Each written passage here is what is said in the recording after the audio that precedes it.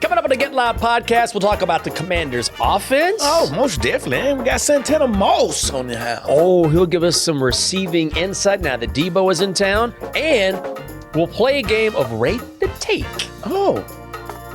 How you doing, guys? It is the Get Loud podcast presented by SeatGeek. This is when I read the sponsorship. This summer, SeatGeek has your ticket to the best live concerts in the DMV at Northwest Stadium. SeatGeek, the official primary ticketing partner of Northwest Stadium.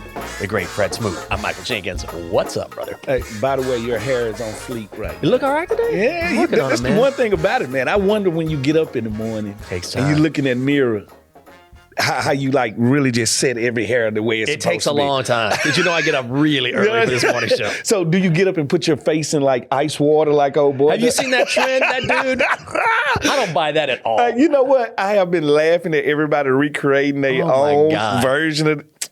First of all, I'm sorry. Women, if you're dating a man that's that high maintenance, that he has to get up in 6:30, 6:45, 7 o'clock, he's doing this. Come on. That's a diva. Like let your girl be the diva. Not you. Like I refuse to believe that people are so like calculated that they do this every day. Well, and also, if you look at that timeline, he's doing so much, he's not really doing anything. It's like, I'm meditating. But then like 4 minutes later, I'm listening to an inspirational speech. If you really want to meditate and really get into it, or you really want to listen to someone, it takes more than like 3 or 4 minutes to actually get something. It's more of like gyms. Gyms are different. Like I enjoy Lifetime because Lifetime is more of, you don't need to come here to work out all the time. I can just come here to swim or get in the steam room. I thought you meant Lifetime like the channel. No. I mean Lifetime the gym. Oh, yeah. But then you go to Gold's Gym. Oh, right. And Gold's Gym is for the overly buff dudes that take weightlifting seriously. Right. So he looks like the guy that goes to Gold's Gym. Right. Takes everything overly too serious. And now I don't think people are admiring it. I think they just making mockumentaries of it. Yeah. Like, come on, dude. You're doing too much. Like you're waking up with the tape on your mouth. Like, what is the tape for? Like, is it for his hair won't grow? His mustache won't grow? I think it's to help you breathe through your nose, which over time is supposed to be more beneficial or something like that. He got sleep apnea or something. Like, no, dude. Like, I enjoy it as a laughing situation, but I'm hoping nobody takes that serious. Oh, God, I hope not. Don't do that. Don't do that. Let's get to the hot ticket presented by SeatGeek. This summer, SeatGeek has your ticket to the best live concerts in the DMV at Northwest Stadium. SeatGeek, the official primary ticketing partner of Northwest Stadium. So, the Commanders did some work in the offseason. Yeah, we did. Took their time. Got it done, but they still have some needs. And Mina Kimes, who does fantastic work on ESPN. I love Mina Kimes, by the way. She's so good. She's so smart. Yeah. Absolutely knows what she's talking about. And on her Depth Row podcast said, the Commanders need what they need most is an edge. I think that's correct. Do you agree or disagree? I think people are forgetting about last year's draft. Because you got guys like Baptiste. You got guys that you got like, anytime we get to the next draft, I think people forget about the last draft. That's very true. Right. People forget about development. Yes. Like I'm not, as a guy that's been in the locker room, I've always seen depth charts at this time of the year. And the first thing that comes to my mind is, did you forget we drafted this guy last year? Just because he wasn't ready last year don't mean he's not going to get ready this year. So, yes, if you want to say on paper, where's the glaring you didn't upgrade, it'll be the pass rusher, the edge. Right. But I would say step back and look at who we re-signed, look at who we already got, and wonder how we're going to play, because we bulked up. We got bigger on the offensive line. We got bigger on the defensive line. So we're really focused on interior. We understand that the Philadelphia Eagles are the creme de la creme. Yep, they sure are. So we're really building this roster to play them. So I would say with a team, they had an edge in a guy that last year, what did people say we needed? An edge. That's true. And Dante Fowler ended up with double-digit sacks. All right, so sometimes you got to believe in the process. And I'm one of those process guys. I can't do everything in one offseason. Yeah. Like, it just will not happen. But getting Laramie Tunsil, one of the best tackles in football, plus getting Deebo Samuels, plus getting these guys. Like, we did the things I think we needed to do. Yeah. I'm going to ask you about that, but I want to ask you one more thing about the defensive line. And not every defensive lineman can do this, but some of these guys have the athleticism to maybe bounce outside and play outside. Some guys are built for the interior. No, Payne can do that. Payne can literally play D tackle and play rush in when he wants to. Like Colin Farrell, he's an edge. Like, we got guys that can get the job done. Like, the one thing I think people universally need to always think about football is, last year, if you independently went down our roster player for player, they would have not said there was a good roster. That's very true. But the sum of the parts, came together to form Voltron. They outplayed what you say individually we couldn't. All right, so that's what this is. This is the ultimate team game. All right, so I'm one of those people. What do we look like when we're all together? I don't want to just take a name for a name, because if we're going to do that, the 49ers on paper were the best team in football last year. Oh, yeah. But on the field, they wasn't, because they wasn't a team. Like, so it's all about the whole team, not individually who is the best. Like, let's look at the Philadelphia Eagles. Okay. Because really, you said it, and I think it's a really good point, is you're trying to compete with them because on both sides of the football, their lines are exceptional. Yes. And did they have, like, this crazy edge rusher? No. No. They had the shortest route to the quarterback is the D tackle, the interior. And they have Doomsday, Jalen Carter, he's the interior threat. All right? When the Rams won, was they threat edge or was it interior? Yeah. All right? I'm about interior rushes. The shortest route to the quarterback is through the center.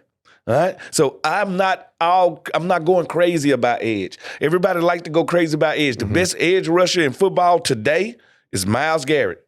He has no playoffs wins. Yeah. All right? The second best edge rusher is TJ Watt. He has no playoff wins. All right? I'm going interior. All right? I'm an interior guy. All right? Interior changes football games. Okay, so we're going to talk about the O-line as well. We're going to talk about the new look offense with Santana. Santana's going to show on the show. Yeah. Coming up here in a little bit. So we'll get his thoughts on how they're going to use Deebo, what Laramie Tunsil means. Before we do all that, though, let me ask you, let's talk about the other side of the football and the offensive line and Laramie Tunsil and what a game changer that is, because all of a sudden, when you have a guy like that where he doesn't need any help at all. I don't need your help. Right. Slide everything the other way. All right, listen, we haven't had that guy since Trent Williams. Like, I think the football guy said, you know what, since y'all gave up Trent for a little bit of nothing, we're going to give you Laramie Tunsil for a little bit of nothing. We haven't had a guy like this. Well, I had a guy like this with Chris Samuels, a stalwart. People forget how great he was, by the way. First of all, big pro Chris Samuels was literally like, y'all go do y'all. I'm going to handle this side. And the funny thing about me and Chris Samuel, we played against each other in college. Oh, did you really? Yeah, so we've been at each other for a long time. He went to Bama, right? He went to Bama. Okay. See, this is when Mississippi State ran things, all right, in the SEC. Like, when I was there, we were beating on Chris and them.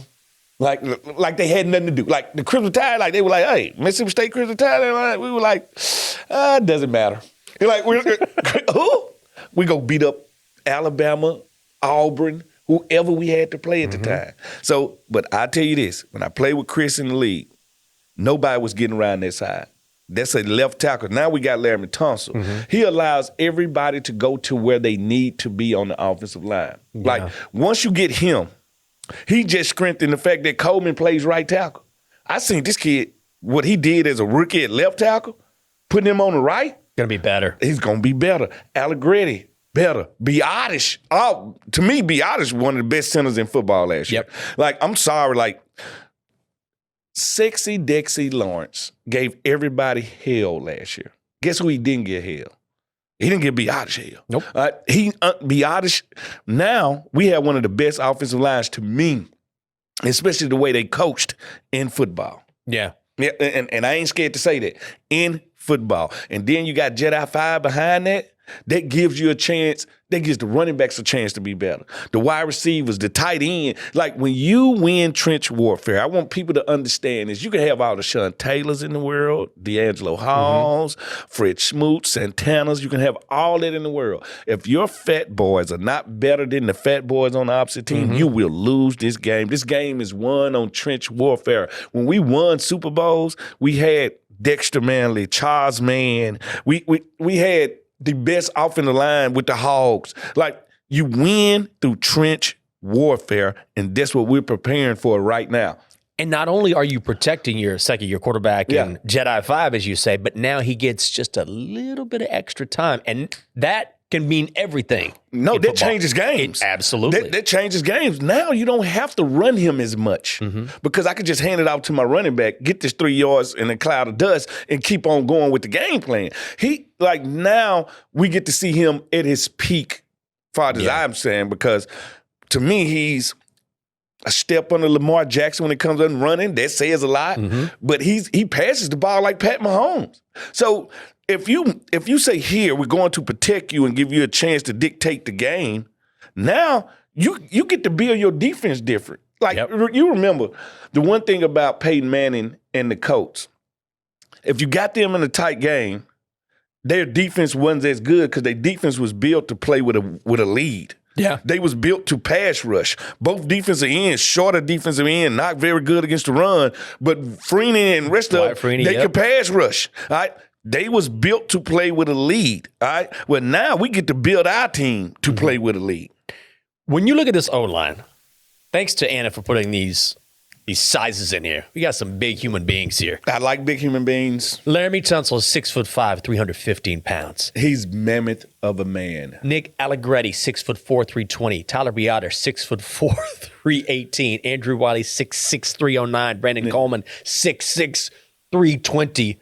Just beef after beef after beef. Yes. Where's the beef? All right, listen to me.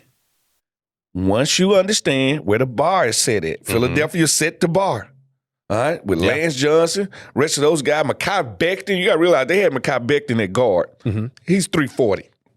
All right, we understood, all right, we're going to have to go man to man with them. All right, so we're going to have to change our size. We're going to have to change our aggressiveness. We're going to have to change how we do things, all right, to measure up to them. We played them 3 times last year.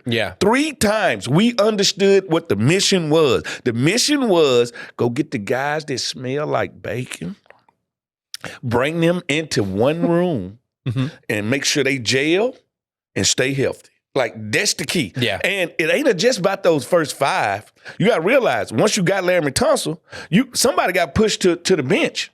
And now they your swing tackle. And now they your other guys. So you got to be at least 8 guys deep on that defensive line and that offensive line to have what you want and how you want it. Size is obviously important, but outside of size, what do you think is the next most important part of being on the O-line? Is it footwork? Is it hands? Communication. Communication. That's where Biotish come in at.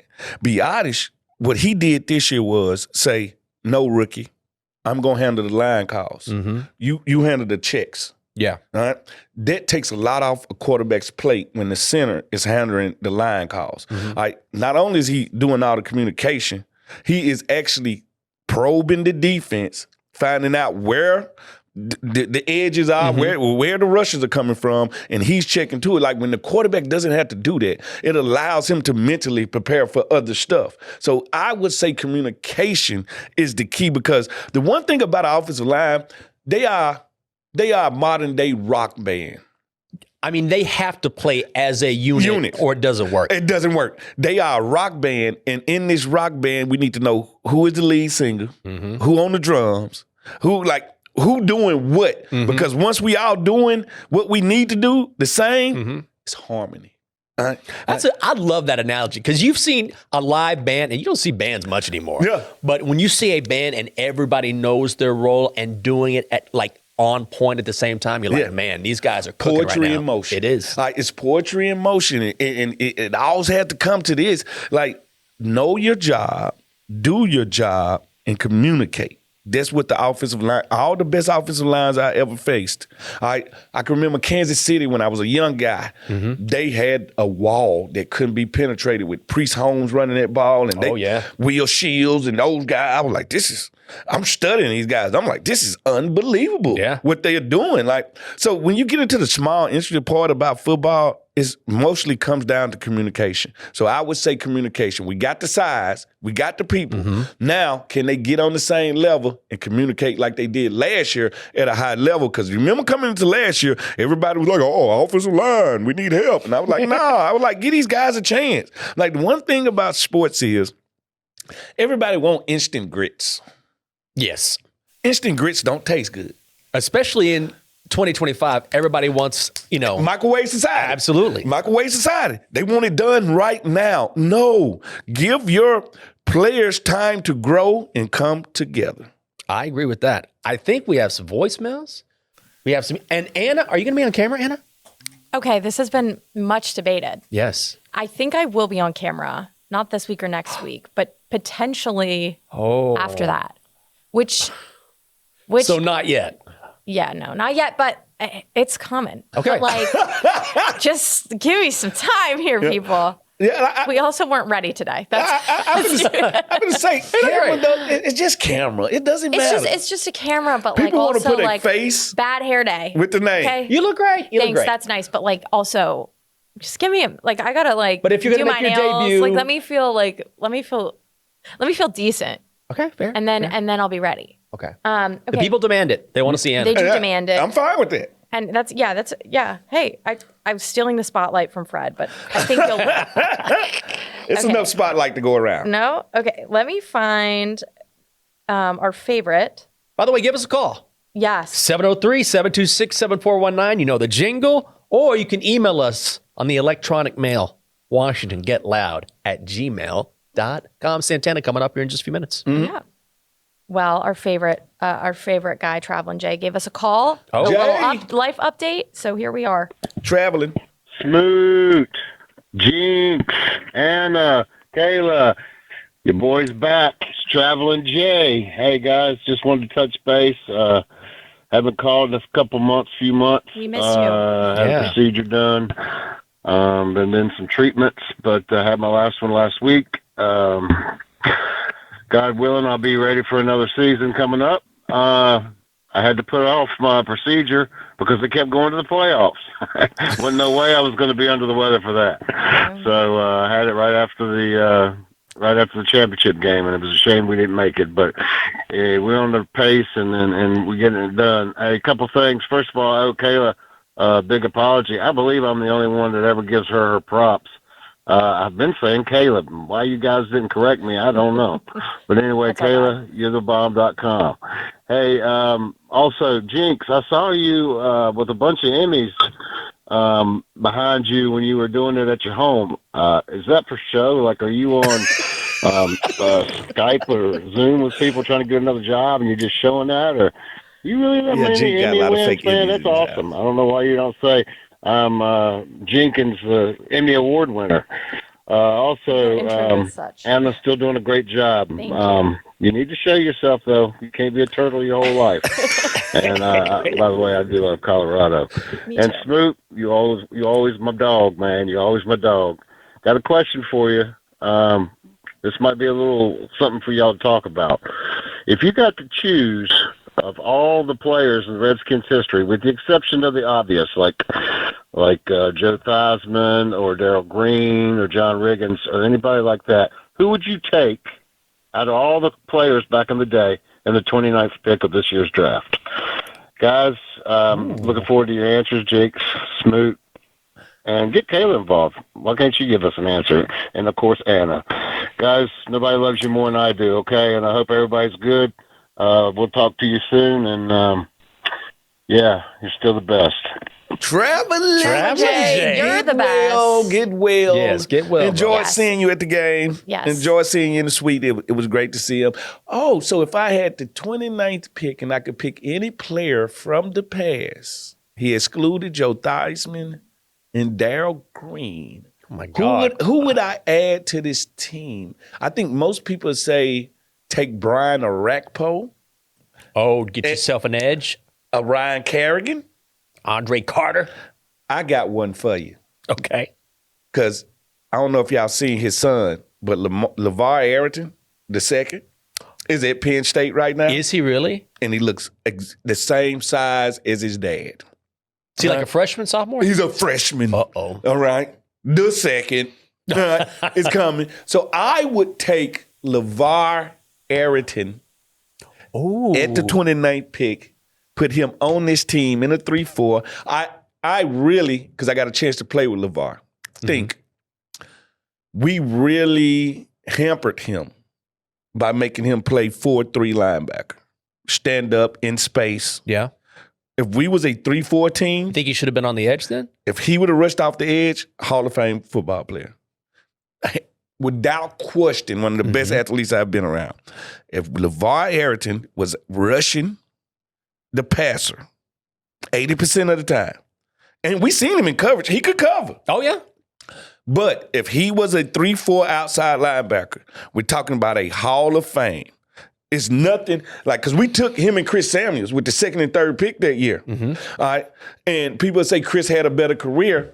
I'll say he had a better career because he was set up to have a better career. And LeVar was put in a place where they was like figuring out how to use him, and they should have used him as a 3-4 rusher. I would personally take to add to this team today, LeVar Arrington to this team, number 56, most definitely. You know what's interesting? I talked to LeVar, Big LeVar, the original LeVar, back during the season, and listening to him now and sort of his perspective now on his career, you can tell he's definitely matured. Obviously, that happens with time, but he also, you can kind of tell he would go about things differently if he could, and wisdom will do that, but it was interesting to hear his perspective now. Yeah, most definitely. Why not? Because, come on, you're talking about one of the top 1% of athletes. And when he was coming out of college, come on, if you don't go, you go number 2 pick. You going number 2 pick for a reason. He was a beast. And I think when he got to the league, he didn't start from the door. You know, they made him be patient. Yeah. He went to Pro Bowls, so he had seasons that was out of this world. But like I said, I think when you get certain players, you can't put them on a team and not utilize them to their strengths. Yeah, and I think we never did that with LeVar. I think LeVar should have been a full-time edge rusher, and if he would have been, like I say, you would have drafted 2 Hall of Famers, because if Chris don't hurt his neck, he in the Hall of Fame. Yeah. All right, and then if LeVar, just an edge rusher, he in the Hall of Fame. So that means you would have got, in 3 consecutive years, you would have got Champ Bailey, Hall of Famer, Chris Samuel, Hall of Famer, LeVar Arrington, Hall of Famer, and Fred Smoot. Because if you would have used LeVar the right way and rushed the passer, I would have got more picks. That would open things up for you. Thank you. Now, I chose LeVar. Who do you choose with the 29th pick? Oh, God. I mean, from anywhere in history. But if they need an edge, I mean, Rack's a great choice, right? You going Rackpo? You can go Ken Harvey. Yeah, Ken Harvey's good. I mean, God. You can go Bruce Smith. You go Chris Handberger. Yeah, that's what I'm telling you. Like, it's options there. Yeah. Drake Carter, you brought up Drake Carter. Like, it's options there. Who does Michael? I think you only gonna take a Rackpo because of the Texas connection. That's why you're gonna take a Rackpo. Imagine if you could get him at 29. Wouldn't you take him at 29? Yes, I'll take him at 29. Yeah, most definitely I'll take him at 29. Yeah. So it's just guys out there. I go Lorenzo Alexander. Right? Like, it's guys that you can get. The question is, who would you want to put in this culture on this team? Well, Zoe will be a great choice because he could do anything. The one-man game. Yeah. I named him that. Great name. I basically named 2 decades of Washington football. Right? I believe that. And I remember at one practice, Zoe went from D tackle, outside edge, offensive tackle, fullback, and tight end. You're a one-man game. That's amazing. And that's what he does. All right. Well, we're having some technical difficulties, so Santana's going to call in via phone. Oh, via phone. Okay. You ready? Sorry, I hate to cut you guys off. No. You want to pay some bills? Let me bring in 10. Listen, I used to use a payphone. I know you don't know what that is. Oh, I do. Okay. Yes. Let me read my ads. Call us in on the payphone. Okay. And it's going to read the answer. Okay. I'll read the first one. Let's do it. The Get Loud podcast is brought to you by Bet365, official sports betting partner of the Washington Commanders. Bet on a range of NFL markets with the Bet365 app. Craft your own personalized bet slip with Parlay. Access thousands of games with live streaming. Place your bet before the match or bet during the game. It's up to you. Download the Bet365 app today and join 80 million members worldwide. Age 21 plus only. Must be physically located in Virginia. Gambling problem? Call or text 1-800-GAMBLER. Brad? All right. I do my read. MWAA. We don't travel to escape life. We travel so life doesn't escape us. We dream of any place in the world, and in the blink of an eye, we're there. That's the wonder of flight. All you have to do is decide is where to. Dulles International Airport. Let your imagination soar. Book your adventure today at flydulles.com/nonstop. What up, Santana, man? And next, I want to talk to you about how do you see them utilizing Deebo Samuels? I mean, I think you said it best the other day on our, Command Center podcast. Deebo is a Swiss Army knife. You know, I mean, there's so many different ways you can use him. Whether you want to use him in a slot, whether you want to use him out wide, you can use him in the backfield. You can set him up as an H-back or a guy that's he can be a blocking guy. He can be a guy that can just be a decoy because he's going to, I guess you can say absorb so much attention, from your defense. And so I think we can kind of use all that and let that be a factor in what he does on the field, because when you have a guy like Deebo Samuels as a game changer, and also he's going to elevate other guys' opportunities, because now when I'm looking at this third and critical, a defense is going to say, well, they got to be going to Deebo in some sense and or some capacity. And now you leave a guy open like, Terry McLaurin, or even that other wide receiver who might be on the field with him. In Gallup or whoever may be that guy. So I just feel like we have a guy that we can really, dictate to defenses what we want to do because he's going to be on the field. Tana, when you think about Deebo and his skill set, and then you add the fact that he says he's got a chip on his shoulder, I'm sure you played that way, or you play with other guys who are motivated in that way, and it can really help them elevate their games, right? No doubt. Jinx, I think when I came over here in 2005, that's what kind of motivated me to have the season I had that year. Was one, the opportunities was given, and then two, I remember when I got here, I had no place to stay, and I was staying with Porter's, and, nights before OTA practices and stuff, Porter's has a whole card game and party going on downstairs, and I'm upstairs in the bedroom, looking over my playbook and stretching, and Porter's knocking on the door like, bro, you're not going to come downstairs? I'm like, you know what, bro? Like, you've been here for a year, now this is going on your second year. These guys don't know me, so I got to be prepared. I want to go out there and let them know what I come to do this year. And I was eager to go out there and show, everybody, what the Redskins had picked up. Now, I didn't have a chip about leaving the Jets because I felt like I gave them my all. And they actually, that particular year I left, that was one of my better years. We had just went to the second round playoffs. And if you look at both of those playoff games, I was a prime factor in us even, having the chance to win in both of those games. So I didn't have a chip as in like they let me go. I was really excited about them letting me, spread my wings and come over here. But I more so had a chip of just letting everybody know in the world or the football world that, you're getting a guy that's capable of going out here and putting up big numbers. And that's what I did. Yeah, you did. You did do that, and everybody's talking about the Deebo signing. Everybody's talking about a couple of more guys we signed. My number one guy this offseason is Laremy Tunsil. I just think when it comes to having that left tackle, and me and you play with Chris Samuels, so we used to having that stalwart at left tackle. Then you also play with Trent Williams, so you're used to that. What do you think Laremy Tunsil does to this offensive line and what he brings to this team? I mean, he give us more, veteran leadership and I guess you could say a dynamic piece on that line. I think when you look at what he adds to another dynamic piece or a few pieces that we do have already, if you look at our center position, you look at our right guard position, those guys have solidified and showed the NFL who they are, and they was a force to be reckoned with last year. And then now you bring in a Tunsil, a guy who's been dominant since he's been in the league.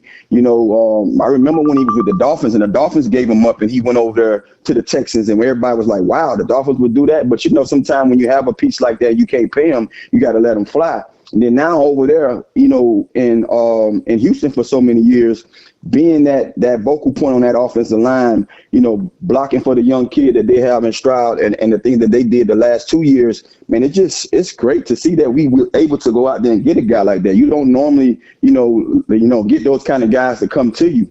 And I just feel like this part of his career, man, it's going to be one of those things that he goes out to and say, man, I want to really make an impact. And on this team, just knowing who they have at the quarterback position, people raise their games up when you have a guy that's capable of doing the things that Jaden Daniels has shown us already. So I'm pretty sure all those guys, Tunsil, Deebo, any other new pieces that came back, guys like Noah Brown, all these guys are going to raise and elevate their game just knowing that, man, I have a shot, I have a window that I can really, put my name in stone or this team or with this team as us getting further and finally getting a chance to see Destiny get into that Super Bowl because we have the kind of guys that kind of normally, you see in those games in the Jaden Daniels. Tana, how much do you think Cliff Kingsbury is licking his chops right now? Like he's going to have a better line, an experienced quarterback in his second year, and you have Terry McLaurin and a Swiss Army life like you're talking about in Deebo Samuel. Cliff's going to be able to do a lot of different things. Yeah, I wonder if Cliff even, sleep at night nowadays, just knowing how much things he needs to just go ahead and have ready for these guys to go out there and exploit all those talents, all those different talents that he have on the offensive side of the ball. It's funny, man, we cover this team and we hear so much, man, like everybody gets caught up into narratives. You can always hear when a team's spiraling a little bit and they're going through a little slide, people be quick to go ahead and pinpoint something someone else has said years before about something and try to say, this is what is going on right now. I love the fact that Cliff was able to dig himself out of, Cliff and our team, our offense, and the team as a whole was able to dig themselves out of that couple of games skid that we had last year because people was ready to go ahead and say, this is the Cliff we saw from, in Arizona when they had those late, lapses in the season. He's a guy that, coaches well early and then the offense lose their, whatever you can say, their energy or don't look like themselves late in the season. But he proved them wrong last year. So just knowing that he was able to kind of do that with a young quarterback, a rookie quarterback, and a kind of makeshift team because the team was kind of just all kind of finding their way throughout the season, getting to know each other. It's great to know that he gets a second run at it to really, put some things together and have these guys ready for the second time around. And, I know as a fan base, man, you always want to have those guys who was able to accomplish a lot. You want to see them again. And I think, man, we bringing back the majority of those guys, man. You look at it, we talking about Tunsil and talking about Deebo. But when you really think about it, man, we have guys like Austin Eckler. You have guys like Brown, who missed the majority of the back end of the season last year, who played a integral part in our receiver core. You have so many of these other guys that's coming back, B-Rob. All these guys had a big role in our success last year. So just to know that we're going to have those guys back, with a Cliff Kingsbury and him to be able to open that playbook up even more with the new added pieces of Deebo and Tunsil blocking. And you might move Coleman down to be a guard again because he was a guy that did both in college. Who knows, man? I just feel like we just got that much better this offseason. Everybody seems to be forgetting about the draft class from last year because of the new shiny things that we're getting in free agency and the draft is coming up. But now everybody seems to forget about last year's draft class. I want to spark in on one guy, Christian McCaffrey. Where do you see Christian McCaffrey figuring in on his offense next year? Because I think he might take a big step. I mean, Luke. Yeah. I wish we had Christian, but Luke McCaffrey. Where do you see Luke fitting in this offense next year? You know what, Luke, one of the things Luke showed, man, that don't show up on the stat sheet is just, you can't teach effort. That's not taught in our game. That's not taught in much in life. And that's what he showed. That man came to work every day, bro. The little young dude, it was a couple of times where I feel like he got robbed for touchdowns, whether he was wide open and didn't get the ball or got the ball and did all the hard work and got him down there close, and then he didn't get a chance to do a little easy dump off route, you know what I mean, where you can reward him for, his accomplishment of getting the team down there. He showed that he's here. He's meant to be here. And when a guy has the knowledge of the game that he does from the quarterback position, man, I think that the window is wide open for him to be one of those guys that you can kind of lean on at any given time. I mean, you saw it in Kansas City, what they do with certain packages with different people who can do more. I feel like his game is there. He can do as much as needed. If you need him to be a receiver, he's showing you that he can go out there and be a receiver. You might want to do a decoy and have him in the backfield as a quarterback and have a trick play in there. I'm sure he can do that because he played the position.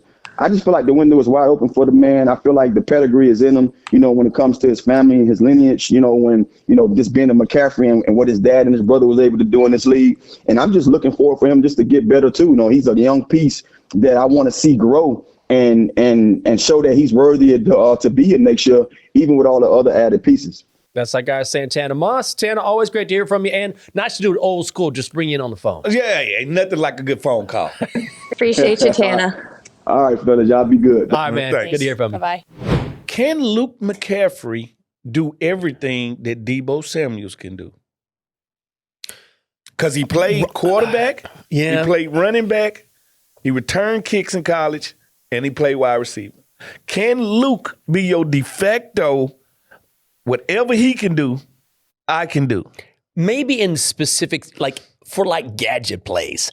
Not on Deebo can do it on a regular basis because Deebo has the build to do it.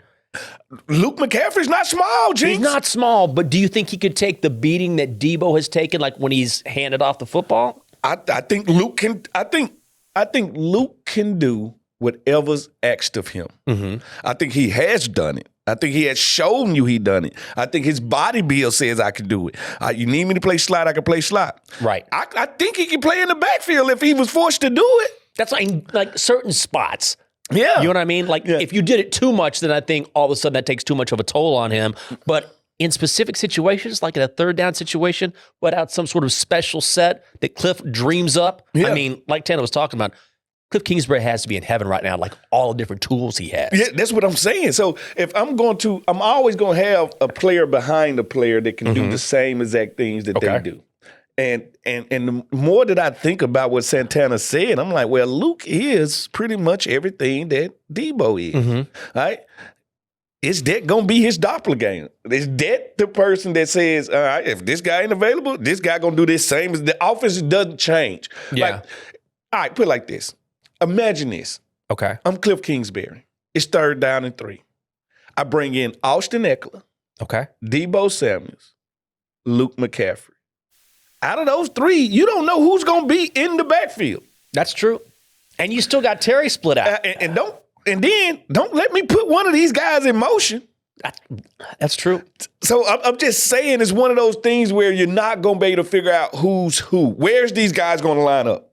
That's going to be the hard thing because as a defense, we usually know, if Santana coming out here, Santana's an X, he going to be on the outside, he's going to be there. But I don't think you have that luxury if I bring in these 3 guys at one time because Eckler can play the slot.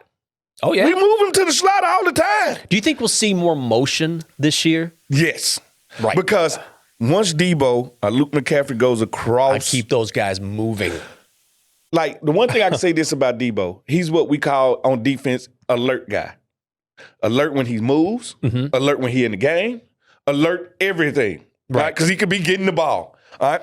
So when he comes in and he moves, the whole defense moves. Okay. So I think we'll see Deebo more as a decoy this year than anything else because when he moves, the eyes of the defense moves, and that's what you want. Ooh, that's a pretty good idea the more I think about it. Yeah.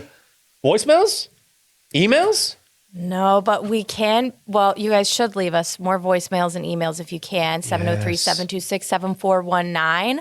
Let us know your thoughts on all our takes. Yes. We have plenty. We have more coming up, so be sure to stick around. But it sounds like we have to pay those bills. Good call, Anna. We do have to pay those bills. Pay them bills. Let's talk about SeatGeek, especially this summer, because SeatGeek has your ticket to the best live concerts in the DMV at Northwest Stadium. They make it easy to catch world-conquering tours and high-wattage performances from your favorite artists all summer long. SeatGeek has the best seat, your seat for an unforgettable summer, from rock royalty to rap superstars, R&B to country. Find it all on SeatGeek, the official primary ticketing partner of Northwest Stadium. Summer concert season officially starts with SeatGeek. Nice. Nice. This is opening day. Baseball. All right. Yes, it is. I'm a baseball fan. And Dylan Cruz, LSU has blessed us so much. Right? They sure have. Dylan Once Cruz. again, the SEC has blessed us. Thank us. James Woods. I think it's the start of something great. Like, Washington right now, with Maryland going into the Sweet 16, we are the District of Champions right now. DC stands for District of Champions, all right? And we got a youth movement right now, all right? So I can't wait to go see the Nationals play. I think they're right at the start of something great. Mm-hmm. The Wizard and SARS. And you know I can't wait till we draft Mr. Cooper. These Glad. Wizards are going to keep winning them just enough To and end up with themselves Janai out of there. Broom. Like, Yeah. what are they doing? Yeah. Like, do you Wizards be a wizard? Right now, I need you to wizard out. Yes. I need you to lose to get Cooper Flag. Listen to me. Oh my Think about this. Poetry in motion. Some stuff is meant to be. Mm-hmm. You draft Cooper Flag with the number 1 pick, Mm-hmm. and you see the flag just waving behind him in the nation's capital. goodness. The DC flag? DC and Oh. the United Oh, States okay. flag, like just waving behind him. All right, Cooper Flag is the last piece. And in the very back, you see the state flag of Maine. Yes, Fred's favorite because we've been state. looking Fred's favorite. because we've been looking for people from Maine. I know. We finally found one, and they blessed us. Cooper Flag is the last key to DC becoming the District of Champions. I mean, parades for the next 15 years. Oh. I'm talking about Speak it. Boston-like. You know how Boston, nobody does parades like Boston. Yeah, they had like a good 20 years of nothing but parades. every year having a parade of some form or fashion. Mark my word, if we get Cooper Flag, we will have between baseball, football, basketball, soccer, we'll probably have anywhere from 7 to 11 parades in the next 20 years. I love parades. Who But doesn't you love know what I parades? also if things love? fall right, Caps might bring us one this Yeah. year. No, I'm not. I don't know. How can I forget about the Caps? OV Gotta be is said. 6. He's 6 goals He's away. right there. He's 6. Can you believe it? I thought, no, I remember I used to watch this cartoon every Sunday. Wayne Gretzky, Michael Jordan. You remember that with I the sure cartoon? I thought out of everybody's record, I said that one will never be I broken. agree. I never thought it'd be touched. And OV is literally, He's going to do it. no, he's going to do it. going to do it. He's going to do it. District Champions. Love it.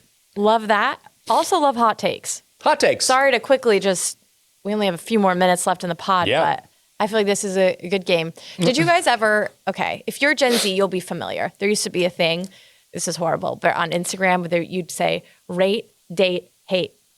What do you rate the person? Would you date them? And do you hate them? Oh. I remember Hot or Not. Yeah, remember that? exactly. Back This in is the way day? more complicated. And plus, I'm not a hater naturally, so I hate nothing. This is rate the take, All right. and do you hate the take? Okay. All right. You don't have to date the take. Okay. Because I feel like that, yeah. Rate or hate? Unless you really want to marry the take, you love the take so All much. right, no but like problem. we don't have to. Okay. I got married before, it didn't last, but I tried. Oh, okay. Well, let's we'll get into the first take. Okay. Moving on. After the season. Okay. After the season, teams will regret not trading for Deebo Samuel Sr. Looking at you, Broncos. I date that because I think he can add to any team he's on. Like, and if you got a young quarterback like Denver does, you want to get as many athletes as possible around him. Yeah. I don't hate that. I actually like that take a lot. Yeah. Deebo has talked about how motivated he is, and I know the knock on him as well. He took too many hits out of San Francisco. He's lost his step, but I don't believe that. And I also believe that in this offense, he'll be used. They leaned on him so much, and here he's not going to have to carry so much of that offensive because load. Terry is over there. Exactly, and because of Austin Eckler, because of B-Rob, and because you're so dynamic on offense now, I think Cliff Kingsbury will be able to use Deebo in a way that is more creative than we've seen. Yep. That will help his skill set. I don't think he's done by a long shot. I like that take. They also tried to diagnose him with third-degree fat rat's disease. All right. Now, I had not heard this. I know most people don't know what fat rat's disease is. No. It's when you get into the NFL and you get paid and you don't play as hard no more. Ah, okay. Fat rat's disease. All right.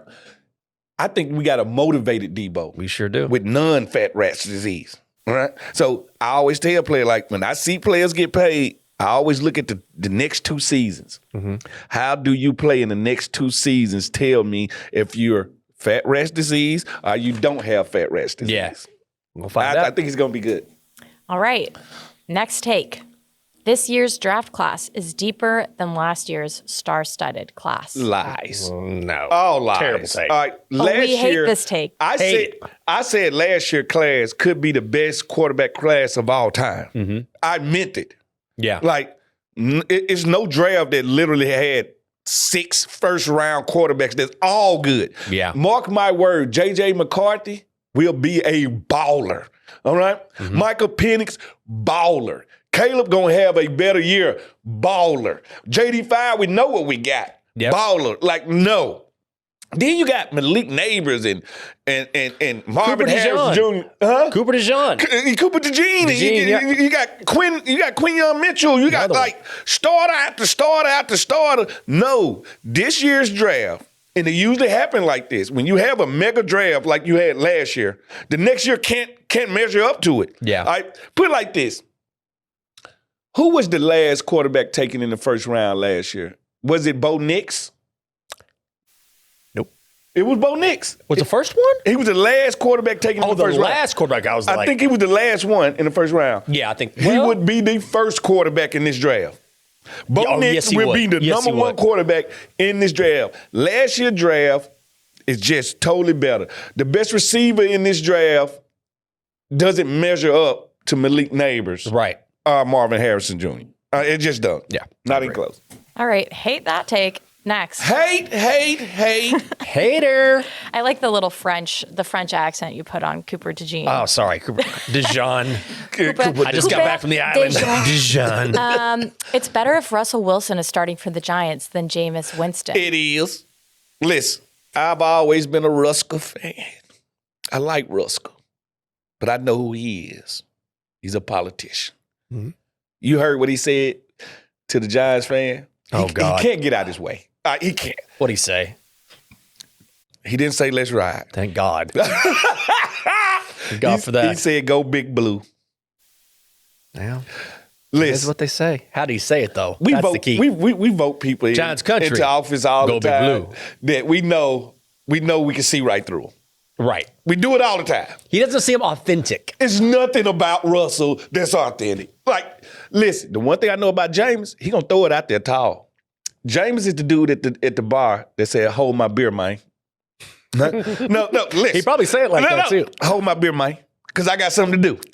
I'm more afraid of James getting in the game than I am Russell. I'd rather play against Russell anytime, any day. No problem. Jameis will take his shots. There's no question about that. And somebody that'll take their shots, sometimes good stuff happens. Oh, yeah. Yeah, so, no, I'm more afraid of Jameis than I am Russell. Now the big question in Big Blue is, who says the pregame speech? No matter who the starter is, I think Jameis going to outrule. Will the Lord deliver Jameis from pick sixes? The Lord can't do it.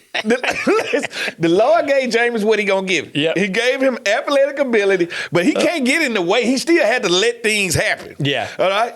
Now, I love me some Jameis Winston.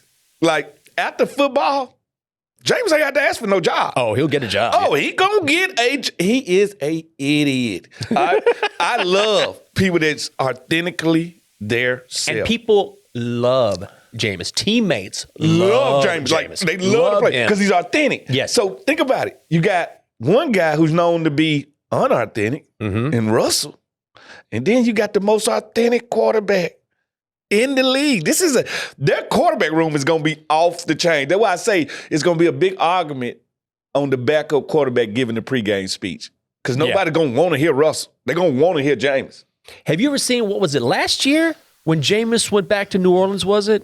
Was it last year? Where there was a line, no lie, of his former teammates, wanting to get in line, to shake hands, to hug Jameis. Like, you rarely see that in football, where it's just one guy after there, everyone wanted to hang out with Jameis. Listen, man, the one thing about a locker room is when you got 53 alpha males, they love the genuine person in the room. Mm-hmm. The person that says, I'm still a person, you still a person, you still a person. Stop, take that chip off your shoulder. Yeah. All right? That's what Jameis is. He undresses a room. And that's what you want in your locker room. That's why I say it's gonna be a divide in New York, which we don't care what happens in New York. We're fine with that. But it's going Tommy DeVito walking in with some pasta. So that's a three-way divide. Who wants lasagna? Yeah, that's what I'm saying. It's going to be a three-way divide in there of DeVito, Jameis. I like it to win the game. Ruska. You know what I'm saying? But I can't wait to see the circus, first of all. And then they're going to draft like Shador or someone at 3. Thank you. Like, they got a button up there like, push in case of emergency. Mm-hmm. Jameis is that emergency. I see all 3 of them playing next year. It could happen. I see all 3 of them playing next year. That's how bad I think it's going to be. Are we done, Anna? We're done. I got the nod from Anna. That's it for the Get Loud podcast presented by SeatGeek. That's Fred Smoot. I'm Michael Jenkins. Thanks for being with us. Enjoy the week. See you in about 7 days. Hey. The views and opinions expressed by our podcast guests and or hosts are their own and do not necessarily reflect the views or positions of the Washington Commanders or any of their representatives.